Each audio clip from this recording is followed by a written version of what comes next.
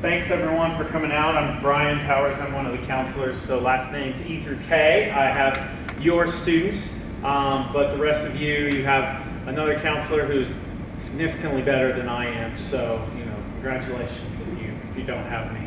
But no, tonight we have with us Rachel from InvestEd, and they're a group out of Carmel. I think she's going to tell you a little bit more about them, but they come here. We've kind of partnered with them. They just do tremendous work as far as the financial aid aspect of it, the finances, and if they, if you've got some questions on that, they're always open for help with that. We got links to their website on our website, and they help out with all kinds of stuff. So here next week, they will actually have a senior financial aid night, and then after that will be the FAFSA completion night on October 7th. So that's all stuff she's going to go over and kind of what you need to know, and just looking ahead to that. But this is kind of the getting your foot in the door. So for all you freshmen, sophomores, and juniors, you're getting kind of a head start on it, which I think is a fantastic idea for you. So I'll let her go ahead and talk.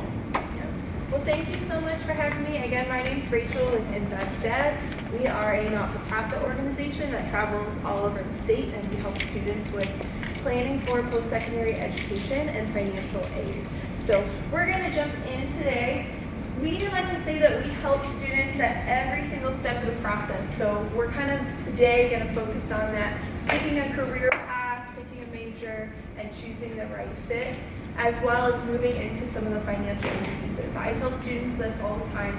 No matter what they want to do when they graduate from high school, if it involves any kind of training or education, financial aid is going to be important for that. So the things that I talk about today with financial aid are not just specific to a 4-year degree or 2-year degree.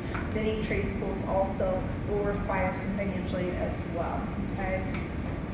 So we are going to jump right in by talking about benefits of continuing your education. So I like to start by just showing a visual. Students have probably heard, oh, when you graduate high school, you need to continue your education in some, manner. But here's why they actually suggest that. You can see that on the chart. We start with less than high school and go all the way up to the doctoral degree. As students increase their education at every single level, there's going to be a positive impact. Number one, their weekly take-home pay is going to increase, and number two, their unemployment rate is going to decrease because they're going to become more and more specialized and high need in a career field. So even if your student's not sure, they're thinking they maybe want to take one more step beyond high school, you can see that it's still going to have a positive impact for them. Okay? But we don't always think about college students being as successful as they are because 70% of them have some sort of college-related debt. How many of you guys know somebody who has student loan debt? Yeah. So most of us do, and it's not a fun, hole to be in. 50% of those students are actually surprised by how much they owe because they got into a situation where somebody said, oh, just borrow the money for your education, and then they have to pay it back. The average student loan debt in our country is $37,693 per student. That's a monthly payment of $393 for 10 years. Okay? So the things that you're making decisions on now can have a long-term impact on you. So this is just something to think about. We're going to come back to financial aid in a little bit. And this is not to scare you, but just to help you understand the importance of being prepared. Okay? But the process is really going to begin by looking at what students want to do, okay? Choosing that career path and career fit.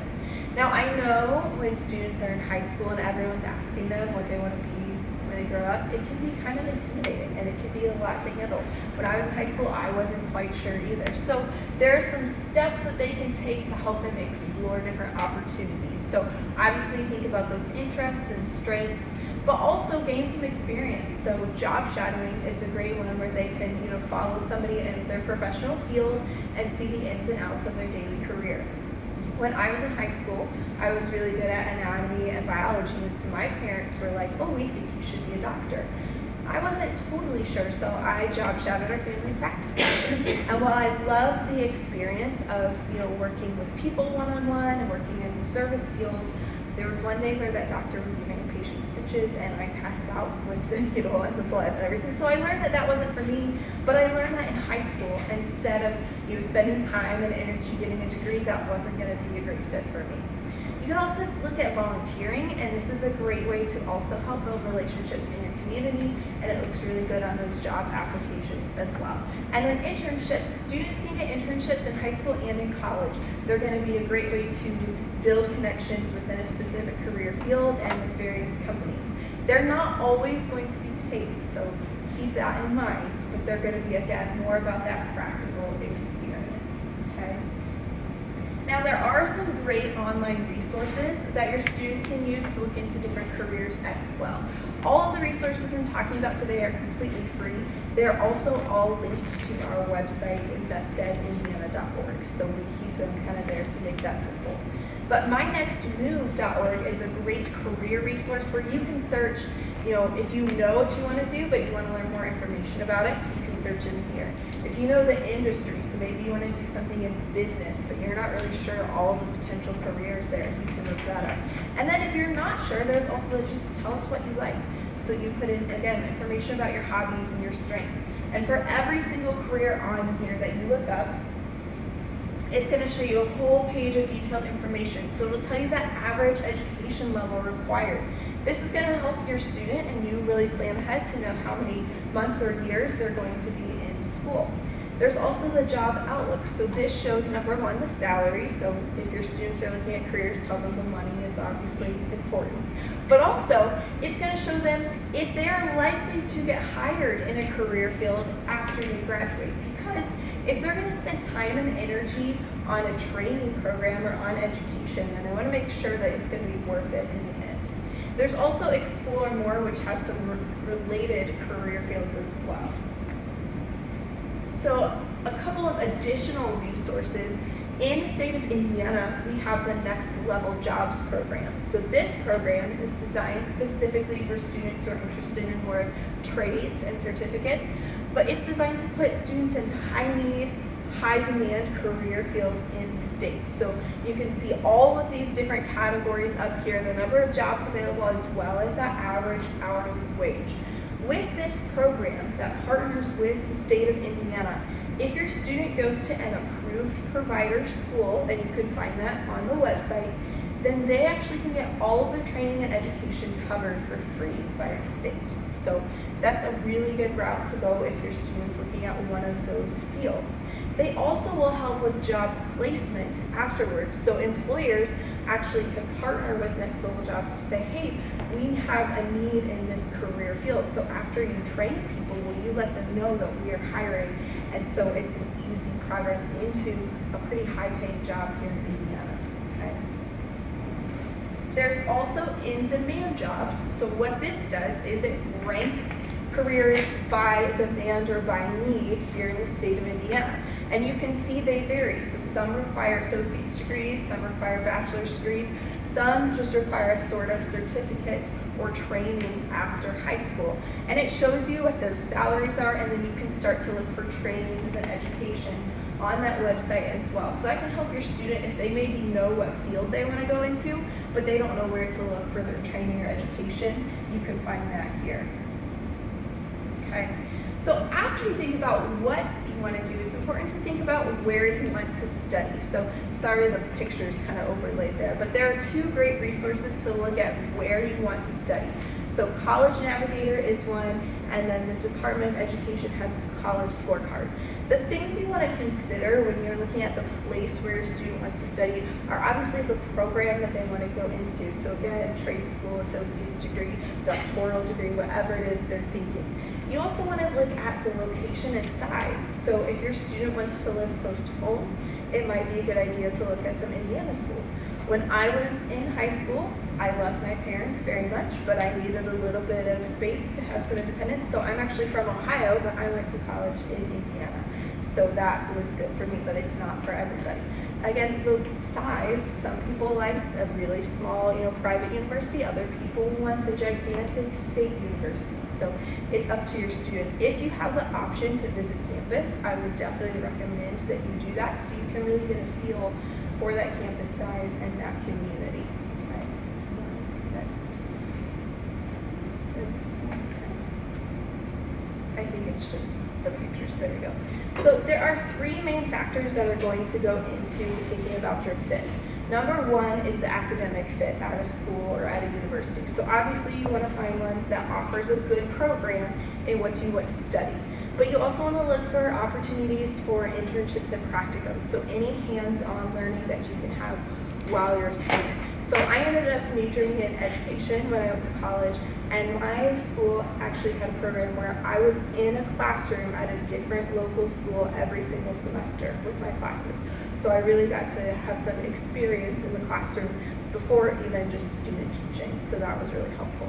And you also can look into study abroad and extracurricular activities that can really help broaden your worldview as well.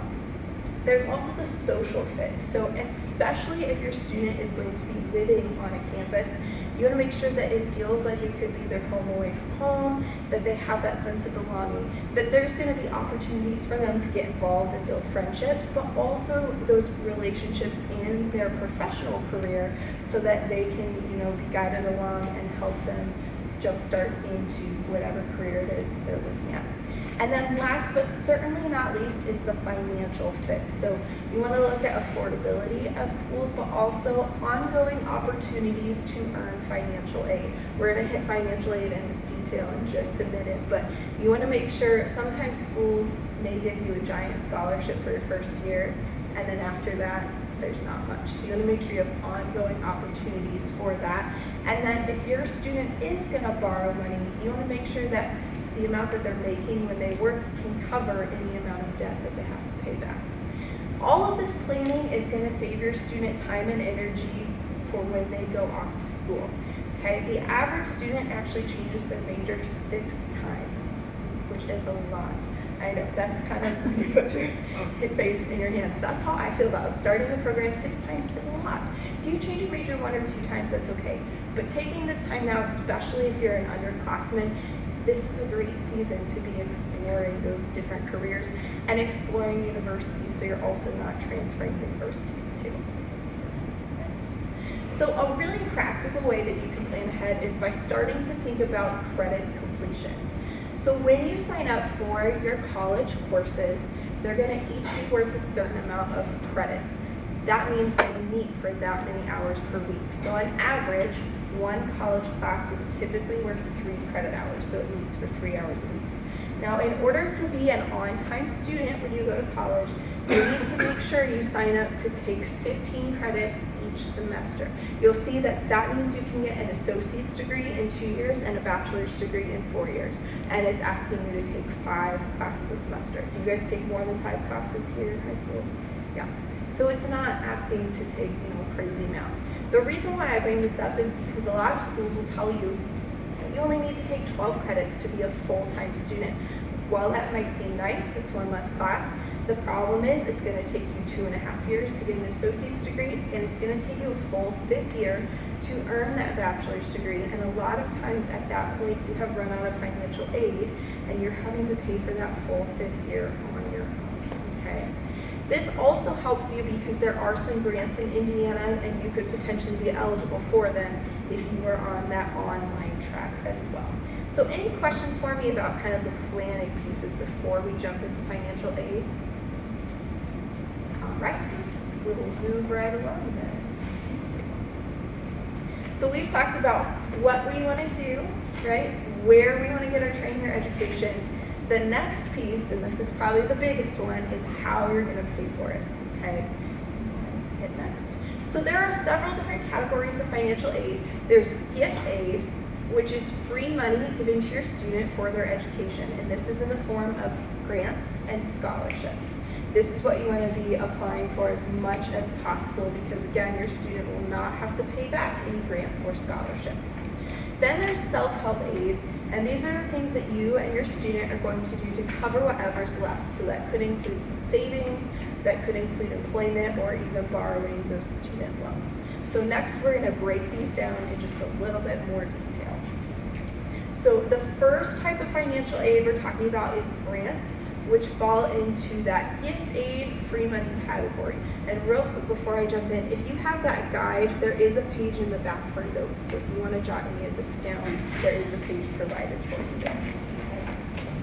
So looking at grants, in order to apply to see if your student is eligible for most of these grants, they will need to file the FAFSA their senior year. The FAFSA stands for the Free Application for Federal Student Aid. We'll talk a little bit more about that later on, but they cannot apply for that until their senior year. Now, there are grants that come from the federal government, and these can be used at almost any college or university in the U.S. Many trade schools, beauty schools, a lot of times also accept these federal grants, so that could be a way to pay for education. The top two under federal, the Pell and the SEOG, are what's called a need-based grant, which means that they're going to be given to you based on your family's income or your financial need. So when you file the FAFSA, you put in income information, and that's what they use to determine what you can receive, okay? That TEACH grant is available for students who want to go to the field of education. So if that is you, then you can potentially earn up to an additional $4,000 per year in grant money as well. Now looking at the state grants, these can only be used at colleges or universities in Indiana. It typically doesn't matter if it's a public or a private institution, but it has to be used in Indiana, okay? With 21st Century Scholars, this is a program that your student would have enrolled in during their 7th or 8th grade year. So if they are 21st Century, they know it at this point, but just please make sure that they're completing all their Scholar Track tasks, because 21st Century can cover up to their full tuition and required fees at a public university, and then at a private university, it's typically averaged out to about $8,000 or $9,000 per year of tuition, okay? The Frank O'Bannon grant works similarly to the Pell, but it just comes from the state, so it is going to be awarded based on your family's income or your financial need. And then the Workforce Ready grant is what's used to cover those certificate programs through next level jobs. So again, if you're looking at that next level jobs, this is what's going to cover all of that training and education, okay? The second type of financial aid is scholarships. So this is still in that gift aid free money category. You guys have our purple scholarship search tips page that can kind of guide you through some of this as well. So some scholarships are going to be awarded based on your family's income, so need. Other scholarships are merit scholarships, and I like to think of merit as related to any sort of talent. So it could be your student's high school GPA, it could be an ACT or SAT score if the college is looking for that, but it could also be music, art, sports, really anything that falls into that talent category. Now there are several places that you want to be looking for scholarships. If you kind of follow that pyramid, it shows you the smallest amount where you can find money all the way down to the biggest place where you can find scholarship money. So there are national websites that students can use to find scholarships. There's like fastweb.com is one, capex.com is another. We have more of those again linked to our website, so you can just use that as that one-stop place. There's also scholarships again from the college or university. You just need to make sure you ask them what their process is for earning scholarships. Sometimes they'll give you a scholarship with your acceptance letter, and then you might need to do a second application, or they may require that you file a FAFSA. So you want to make sure you're asking those schools on an individual basis their process for it. And then the last place where you can find financial aid, and again, this is the largest place to look for scholarships, is your local community. So your school guidance staff does a great job at helping you look into local scholarships. There are also scholarships available just for students who live in your county. So you don't even have to compete with the whole state for those. They come from those community foundations, okay? There's also businesses and employers. This goes for students' employers if you work, but also parents' employers. So one of my favorite examples of this was when I was at a college fair and I was telling a student and parent to ask employers about scholarships, and there was a business at a table next to me, and he said, oh yeah, well we actually give our employees' kids a $7,000 scholarship, but they have to ask us for it. If they don't ask them, we don't give it to them. So it never hurts to ask. The worst thing they're going to say is no, but at least you know you've tried, you've done your due diligence with that. You can also look at scholarships from churches and local civic organizations like your local Lions Club. Those are going to be really good places to look for that. So some tips with scholarships, and especially if you are a sophomore or a junior, this is a great time to be compiling your scholarship resources, okay? So I recommend that you create a resume. Even if you don't have any work experience, you can use this for college applications as well as for these scholarship applications. So talk about your achievements, talk about your grades, talk about your extracurriculars. You can put skills on there, and almost all of you students can put skills like Microsoft, Google Drive, like those are going to be marketable skills that these companies might be looking for. So you can put that on a resume even if you're not sure about previous experience, okay? Also, take some time to write some sample essays. So if you write 1 or 2 really good essays, have a teacher or a counselor help you revise that, then you can use those 1 or 2 essays for lots of scholarship applications. So it is worth it to take the time to do that. You also want to make sure that you keep track of all the deadlines because they're all different. I would just put it in your phone so you have reminders of when you need to get each piece done. Have your students get together with friends and have them all apply for scholarships together. And then just be careful of scams that are out there. So if a scholarship resource is either asking for your personal financial information or trying to get you to pay, just run the opposite way. There are plenty of good free resources out there to be using for scholarships, okay? I recommend applying for scholarships really hard your junior year. That's a great time to begin that search. Now there are some that may say, hey, we need you to wait till your senior year, but there's a handful where you can be looking even as an underclassman, and that can save you some time senior year when you're filing the FAFSA, worrying about prom and all those other details that come senior year, okay? So there are scholarships, yes? For the essay portion, is there a typical prompt that they have? So there are several different ones. Some common ones are just like about me scholarships. They want to know about your student. But they want to know how they overcome any trials or conflict. Those are really good things to write about. Strengths and weaknesses generally are good things to write about as well. Yeah, excellent question. So when your student is applying for scholarships, it's important to remember that there are scholarships out there for every single student. So a lot of them are just contests where your student maybe has to submit an essay, but they can enter to win and see what happens. So there are some that are also like based on other things. So the Duct Tape Company does a scholarship contest called Stuck on You every year, and they pick seniors to create their prom outfits out of duct tape. So these 2 were this past year's winners, and they each won a $10,000 scholarship. So if your student is creative at all, if they have creative friends, like definitely get together to do this, because I have picked Indiana winners. How cool would it be if it was somebody from your school and got that? There's also the Make Me Laugh Scholarship. So for this one, it's not even an essay. Students just submit a funny story that happens to them. And they pick 10 winners whose stories made them laugh the hardest. They each win a $3,500 scholarship. So there are things out there for every student. Chick-fil-A does something called a scholarship reimbursement plan, or tuition reimbursement, where if you are their student employee, you would pay for your bill up front, but then they would reimburse you the full amount later on.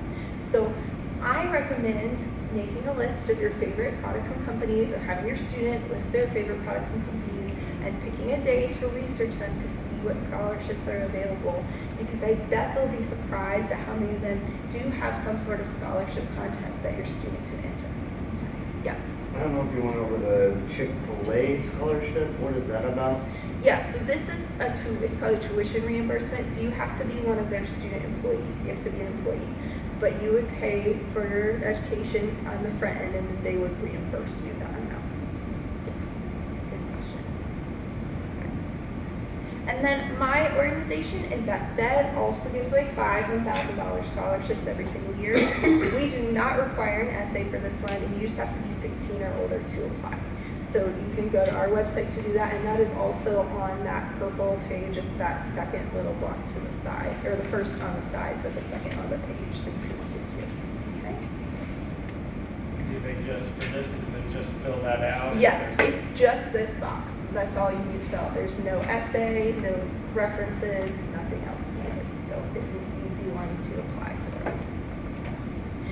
So the second type of financial aid is self-help aid. Again, these are things that you're going to do to cover whatever is left. So the first type is savings. So if your student, has been saving, if they get graduation money, if they get birthday money, they can save that. If you are thinking between you and your student that you'd like to put money into like a savings plan, there are two different options to look into. There's a 529, and that has some tax credits up to 20%, or up to $1,000. There's also something called a Coverdell ESA. With this one, it has a maximum contribution of $2,000 per year. So they each have their benefits. I would recommend looking into both to see what's going to be best for you and your student. But those are good places to put savings specifically for education that are not going to be like docked as hard on FAFSA, or that maybe allow that tax credit too. Okay. The second type of self-help aid is student employment. So if your student doesn't currently have a job, I recommend that they work while they're in college, because they can start to save some money and pay their tuition, but it also helps them with that experience like we talked about at the beginning. So they can get to know employers, get to know people in a specific career field. There are lots of options for them to work while they're in school. So they could do work study, where they work typically on the college campus, and then the government will pay money towards their tuition bill. They can also look into options for part-time work on or off campus, and then those internships for that experience as well. Okay. And then the last type of self-help aid we're going to talk about is student loans. Now, I say loans for last because, as we talked about at the beginning, student loan debt is really high in our country, and we don't want to see students with a $400 a month loan payment for 10 years. So I want you to look into all of the other types of financial aid first, so that you either do not have to borrow money, or if you are borrowing, it's that minimum amount that you need. It's not, that full amount. So if you or your student are considering borrowing money for education, there are several different places to look, but the first place I would borrow is that federal direct loan. So this comes from the federal government. It is just in the student's name. And every single student is automatically eligible for this loan just by filing the FAFSA their senior year and then each year after. They do set annual limits on how much you can borrow because it's just in your name as a student. So the maximum a freshman could borrow would be $5,500, a sophomore can borrow $6,500, and then a junior and senior can each borrow $7,500. Okay. This also could be subsidized or unsubsidized. So if it's subsidized, that means that the government pays the interest while the student is in college. If it's unsubsidized, then they have to start with that interest right at the beginning. Okay. After you're looking into that loan, I would consider looking into either the PLUS loan or a private loan to see what's going to work best for you and your family situation. So the PLUS loan also comes from the federal government, but it's a parent loan that you would borrow on behalf of your student. And then the private loan is typically going to be in your name and your student's name. That's going to come from like banks, credit unions, and other organizations. And that interest rate is going to vary depending on your lender. So you want to look at that interest rate to see what's going to be the best option for you. And my thing with loans is just make sure that you and your student ask all the questions you need to, and that you understand all of the details first before you get yourself into this process. Make sure you understand all of your responsibilities moving forward. Okay. So next we're going to talk about the FAFSA, and I mentioned the FAFSA a couple of times. It stands for the Free Application for Federal Student Aid. If you are a senior in the room, I recommend that you come back to our presentation next week, because we'll go slide by slide with some details about the FAFSA, but just a couple things to prepare you. So the FAFSA is kind of like your starting place for applying for financial aid, because it determines if you can receive money from the federal government. So that would include grants like the Pell Grant, any work study, or those student loans. It also determines if you can get money from the state of Indiana. And then almost all colleges or universities require that you submit a FAFSA to them in order for you to earn financial aid. And that's because the FAFSA is used to calculate something called a Student Aid Index. Okay. So the Student Aid Index was formerly the EFC, if you're familiar with that term. So it's gonna look at the parent income and assets plus the student income and assets, and that's gonna give a measurement used to determine your family's ability to receive certain types of financial aid, such as the Pell Grant, okay? So the EFC, or the Student Aid Index, is more of like a measurement or a scale used to determine what financial aid you can receive, okay? So when your student goes to file the FAFSA, again, this is not going to be until senior year, okay? This will open up online October 1st of their senior year. They will have all the way to April 15th to complete this form. However, a lot of colleges and universities are going to tell them about priority deadlines. November 1st is a pretty popular priority deadline, so you want to make sure you have everything done before those priority deadlines to receive more financial aid. And a lot of times with FAFSA, I just say to file the sooner the better. We do come back to the Franklin community to actually help families as you're working on that form online when you file it. The important things to know are when you pick, when you decided your graduation year, that's the year you're going to complete on the FAFSA. So for example, if you're a senior, you're going to graduate in 2022. So the year that you're going to complete on the FAFSA is 22-23. But then when it asks for tax data, you need tax data from 2 years prior. So this year's seniors are using 2020 tax data.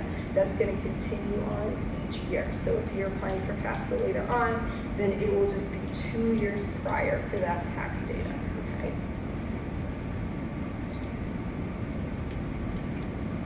So there are some things that you can do now to think about managing your college costs as well. So there are ways to limit the amount of costs you're taking on to begin with. How many of you guys have students or are students who are taking AP or new credit classes? That's awesome. Or maybe are planning to as well in the future. So you guys know that's a great way to get college credit and not have to take those classes hopefully at that college or university and pay that money. You also can look at commuting versus living on campus. So especially if you're thinking about going someplace close to home, it might be worth it to stay at home and not pay that room and board cost. But that is a decision every student needs to make. And then there's also sometimes potential for online classes or summer classes. So when I was a student, I took an online class during the summer, and it was about $300. If I took that same class during the semester on campus, it would have been about $3,000. So in that situation, it was worth it for me to take that one class. My caution with this is, if anything, these past couple years have taught us is that online learning is not for every single student. So you know your student, know yourself to know if it's going to be worth it for you to continue to take certain classes online, or if you do better with that in-person environment. Okay. So then you're going to start receiving costs from these schools. They're going to provide you with something called the cost of attendance. Okay, and then they're going to subtract out free money that you get, and that's going to give you something called a net price. So on the next slide, I'm actually going to show you the breakdown of this so you can see that and how it works. So this is just a sample university, but these schools are going to give you the financial aid amounts for 1 year at a time. So at the top, there's everything that goes into that cost of attendance. So there's your tuition fees, room and board, and then some additional estimated expenses like books and supplies and transportation. Then they're going to subtract out any gift aid that your student receives, so any grants and scholarships that they don't have to pay back. That's going to bring you to your net price.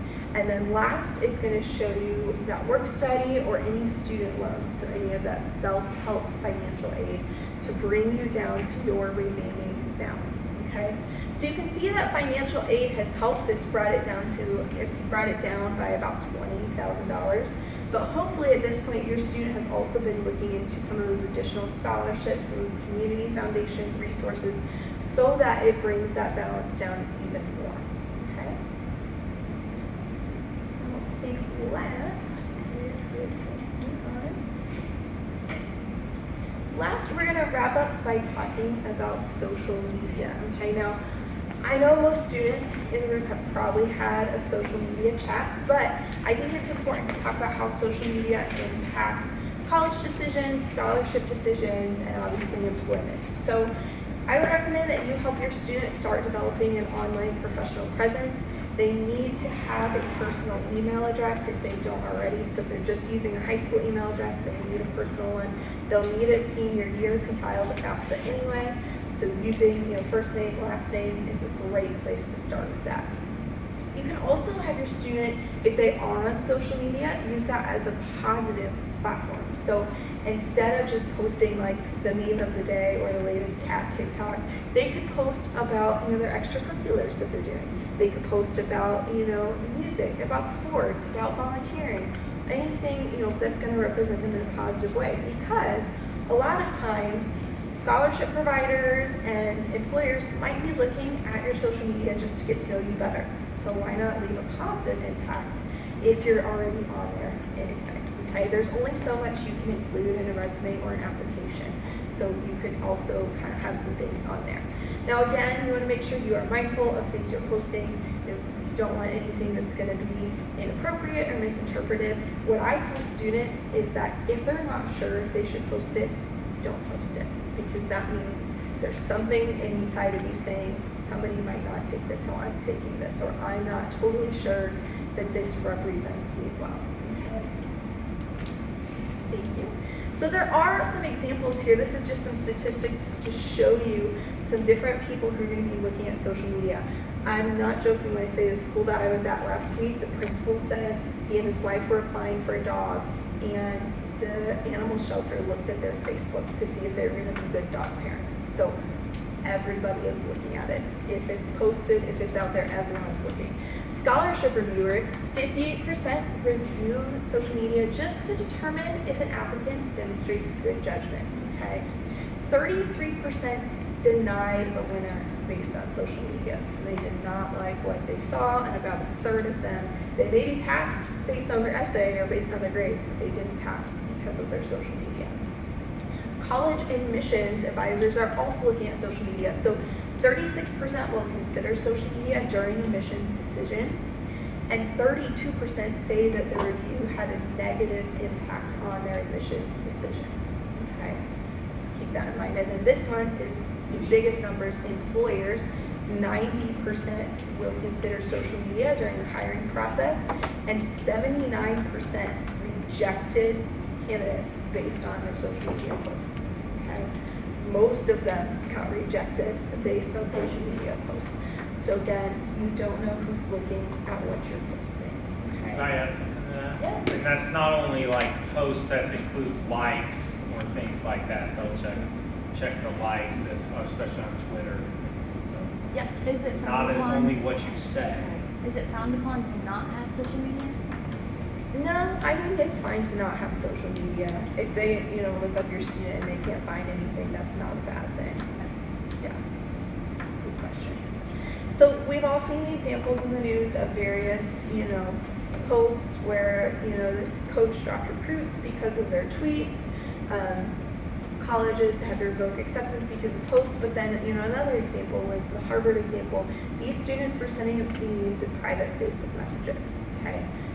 If you put it out there, you never know who's screenshotting it, who's passing it along. Even if you put it out there and you delete it really quickly, you don't know who's already seen it. So if you are posting or you're liking or you're retweeting, resharing, make sure that you keep in mind somebody could be making a decision about you based on one action on your social media. And while that might not seem fair, that's what's happening. And so you want to make sure what they see is going to be positive and not negative. Okay. So we're here to help. Again, we'll be back next week to talk to seniors specifically about the FAFSA. We'll be back in October to actually help seniors file the FAFSA. But if you have any questions, you can always feel free to reach out. We do have an online college planning toolbox that can walk you through the process, and you can actually set calendar reminders on there for different seasons to know, okay, my student should be applying for scholarships now. They should be working on the FAFSA now. They should be doing applications now. So you can set those calendar reminders in there too. And then these are all of our one-page documents. You have a couple of them in front of you that pertain a lot to tonight, but we also have some one-page documents you can download and print on our resources tab at investedindiana.org. And especially if you're a senior or a parent of a senior, we have that FAFSA checklist that walks you through all the materials that you need when you actually are going to sit down to file that form. Okay. And then we are on social media at InvestEd Indiana, so you can follow us to learn about our different events that we're doing, as well as scholarship and FAFSA tips. Which one were you? And then if you ever have any questions, our contact info is on the back of that guide that you guys have. But you can feel free to reach out to us at any time, and we will be happy to help you. Again, we are a free resource, so we really just want to partner with you in this process. So before I turn it over for the surveys and questions, do you guys care if I take a picture of our group for InvestEd's Instagram?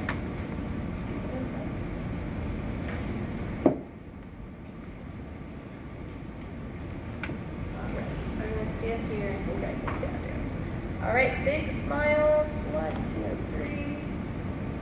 Perfect. So hopefully you picked up a survey when you came in. Those are anonymous, but we just like to collect feedback from you to let us know how we can improve or let us know what was helpful. So if you wouldn't mind completing that, and you can just set it on this table on your way out. And then does anybody have any questions for the group? Okay. I'll also be around for individual questions if you have anything you want to talk about too. But thank you so much.